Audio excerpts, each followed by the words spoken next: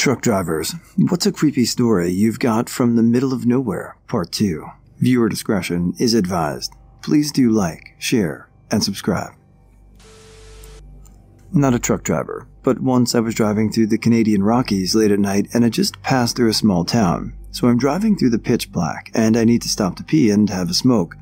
But because it's so dark, I missed the last rest stop for the next while. No problem. The highway is completely deserted. So I pull to the side of the road, have my pee while staring out into the dark, and then light up a cigarette and stand by my car. As I'm standing there, I see the figure of a man just walking out of the tree line. I'm miles from civilization, patchy cell service, and there isn't a soul on the road. I thought my eyes were playing tricks on me, and maybe it was a deer, but nope, this was a man. So I calmly walk back to the driver's door and get in, as I nervously smoke and have my car and drive, ready to peel out, but for some reason I just stayed put. The guy walks right up to the passenger door and knocks on the window. I crack the window and I ask what's up. He replies to me in a very, very serious tone, "I need you to call the cops."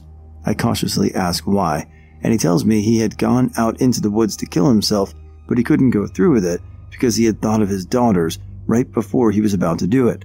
I call the cops while the guy quietly cries outside.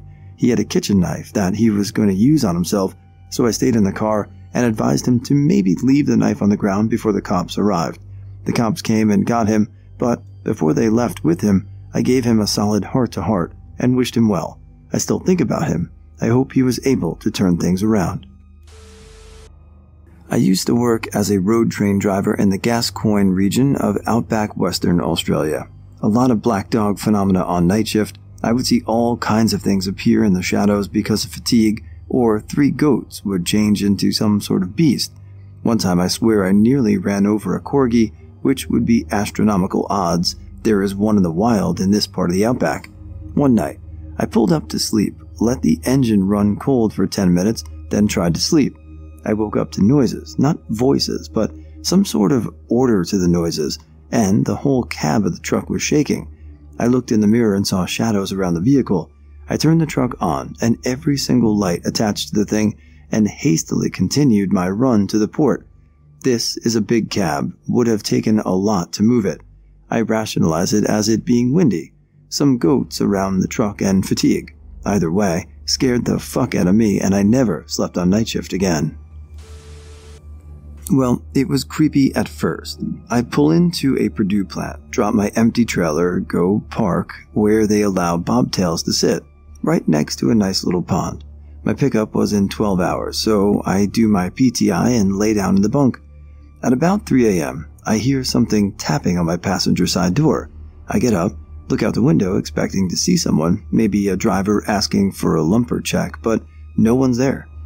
I'm hearing things, so I go back to lay down. As soon as my head hits the pillow, I hear the tapping again, except this time it's on my driver's side. Same thing as before. I jump up and look out my window, but nothing's there. Double lock my doors just in case, and open my side hatches so I can hear what's going on outside. After about 15 minutes, I hear a very light splat splat splat going along the driver's side of the truck. I slowly get up, planning to look out my window at the exact moment whoever it is knocks on my door, and then I hear a thud coming from the roof of the cab. I stop, grab my tire thumper off its hook, and ready myself for whatever the hell is going on. Then, a motherfucking goose falls off the top of the truck and lands on my hood. It stands up, waddles back and forth, and looks at me. As we make eye contact, the tapping at my door starts again. I say fuck it, and throw open the driver's side door, and there's another damn goose waddling away with all the speed it can manage, honking like a 5-year-old who just found the horn on his new bike. The pond I parked next to had a ton of them just dicking around. Needless to say, it was hard to sleep that night because every couple of minutes the damn geese would peek at my door or land on the cab and waddle around. Used to do deliveries, not actually a truck driver though. I used to have this regular that was out in the boondocks, 25 miles plus out of the way of civilization and smack dab in the middle of 2 large towns. I would drive this route maybe once a month and would always pass at least one car driving towards me due to the sheer length of the drive. There was a small group of old houses on this route that were really broken down, and I'd never seen anyone around them in 6+ months of driving the route. Always assumed they were vacant because they didn't look livable. Well, I was driving out to this customer one fall afternoon. I've been driving for a very long time without seeing a single car drive towards me. Finally drive past that abandoned houses, and there's one old lady in her front yard pushing an old manual grass cutter, but she stops in her tracks as I drive towards her. I took it as a sign I was speeding or something and slow down. I take a quick glance at my rear view mirror after passing by, and she was staring straight at me. She dropped the grass cutter and turned 180 degrees to do this. It was just very odd and definitely set off my spidey sense. Never saw her again or anyone else on that route by those houses in the 10 months I drove it. Not the middle of nowhere, but a trash route in a pretty rural area. We were at a stop loading trash cans when a pickup stopped behind us. A petite woman in scrubs that were covered in blood got out and asked directions to Lake Jack Nolan. She said there was a deer that had been hit by a truck and she had been sent to remove the remains. She never said who sent her, but she wasn't moving a deer anywhere at her size. We gave her directions and sent her on her way. We all said we wondered if she was going to dump a body or something. She was already covered in blood in a nice truck and was supposed to be on her way to move roadkill that was far too heavy for her to handle. Then we went back to work. Trucker here. I think the best creepy thing that ever happened to me was I was heading from Tucson, Arizona up to Salt Lake City, Utah. Well, this was a few years ago, and the main highway had been taken out in a flash flood, was under construction, so I had to take a weird detour through the mountains in lower Utah. Well, it was getting late, and I was getting tired, so I pulled off onto the shoulder and went to sleep in my bunk. Now, this was in the middle of nowhere. Closest town was like 40 miles away, so it was completely pitch black outside once I turned the lights off.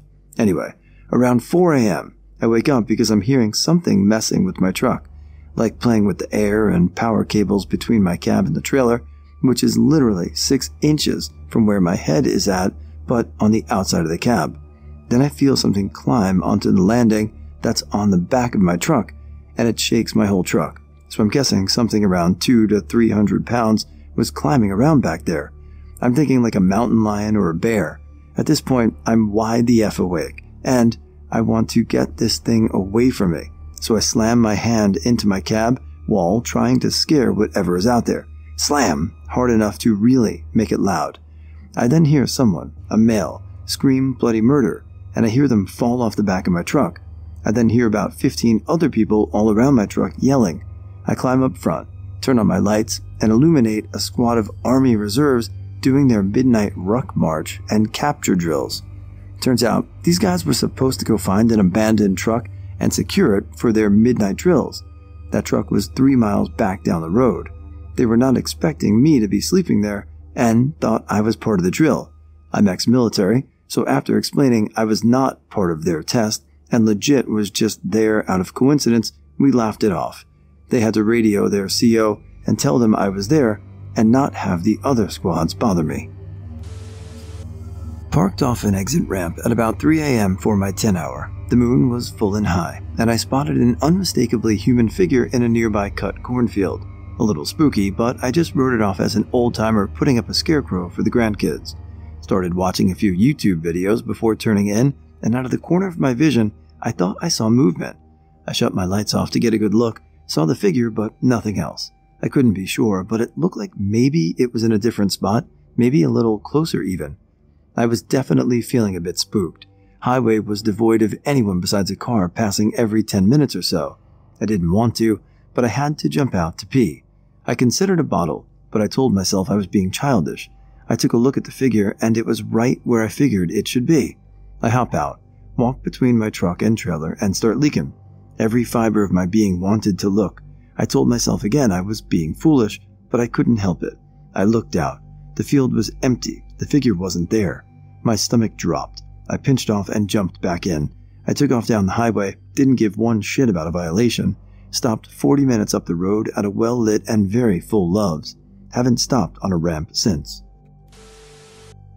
Not sure if this story is creepy, but it's definitely scary. My father was a truck driver in East Africa in the 80s and early 90s. During the years leading up to the Rwandan genocide, my father was passing through Rwanda.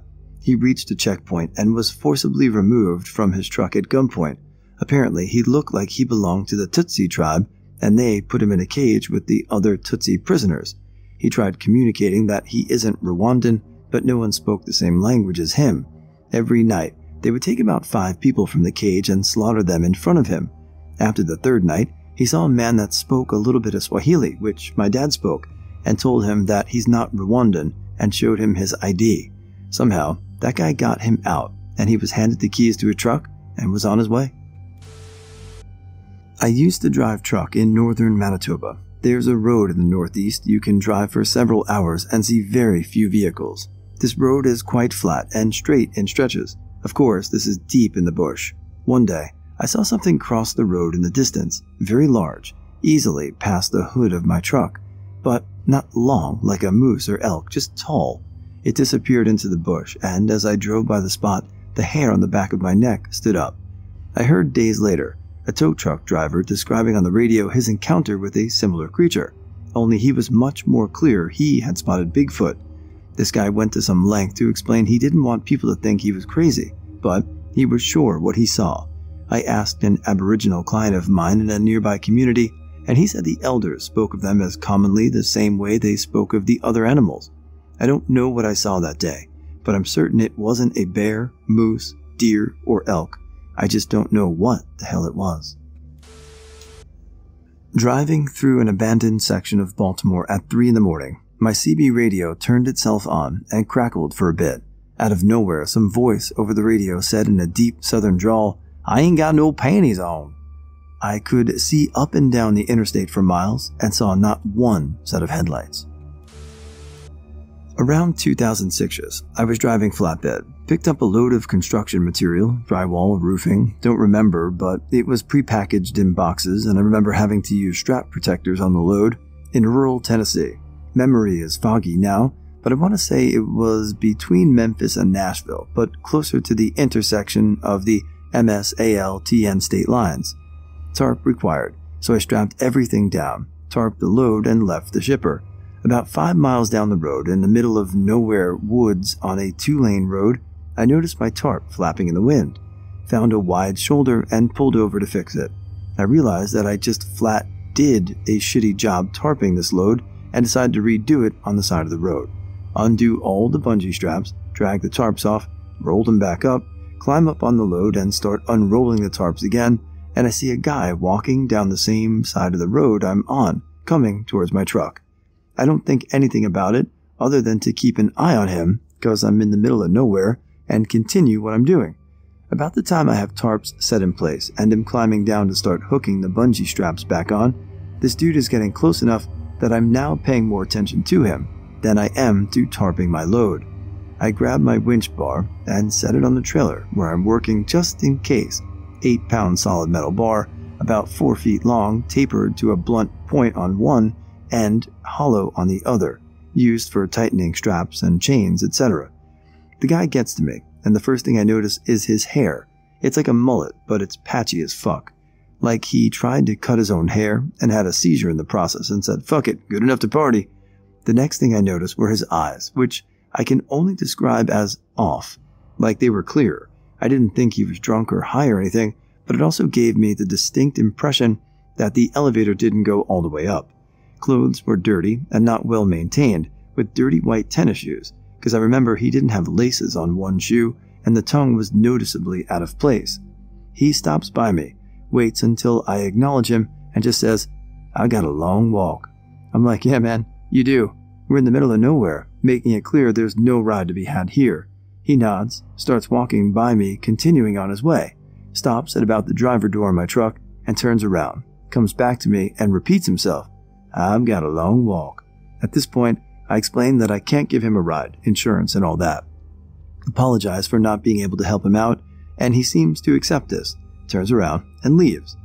I wait for him to get a little ways away from my truck and start working on finishing the tarp job. I still keep an eye on him, and he's moving away from me. As I'm putting on the last of the bungee straps, I look over to check where he's at, and he's turned around heading back towards me, now about 100 yards in front of my truck and coming back my way. It looks like he's talking on a cell phone, has his hand up to his face, and I can barely make out his mouth moving, his other hand waving like he's having a conversation with someone. I finish with the straps, grab my winch bar, and am climbing into my truck as he's about 10 yards away now. Soon as I'm in the cab, I lock the doors and set the winch bar on the passenger seat just in case. I look at the guy and realize he's not talking on a phone. He's talking to his fucking hand, and now I'm nervous, because he doesn't look like he's having a nice, pleasant chat. It looks more like an angry conversation. Crank the truck up, put it in gear, and just pull out. Didn't look for traffic or anything. As I pass him, he's just looking at me, still holding his hand to his face, with this dead-ass look on his face, just staring at me. Gave me the creeps. About the time I hit 5th or 6th gear, I look in the mirror, and there's no one there. Not a truck driver, but I have one weird story from when I was a kid. My parents always took us on long road trips every summer, and my dad liked to take meandering routes through rural towns to see all the tourist traps. One trip, we passed through a little town in Illinois, the kind you miss if you sneeze. This one had mannequins. Every house and business was only populated by mannequins. I don't remember seeing any people. Everything looked maintained and cleaned, so someone was at least caring for the place. There weren't any signs or anything indicating it was for tourists, just a convenience store and bait shop with a sign reading, "Eat here, get worms." Not exactly creepy, but definitely terrifying. My father was a truck driver, and he was driving through a smaller town in Northern California hauling tomatoes. Suddenly, he got incredibly tired, wasn't low on sleep or deprived at all, but ended up passing out at the wheel. Last thing he saw was the light of the town in front of him. He woke up about 2 hours later on the other side of town, perfectly parked on the side of the road. He swears something was looking out for him that night.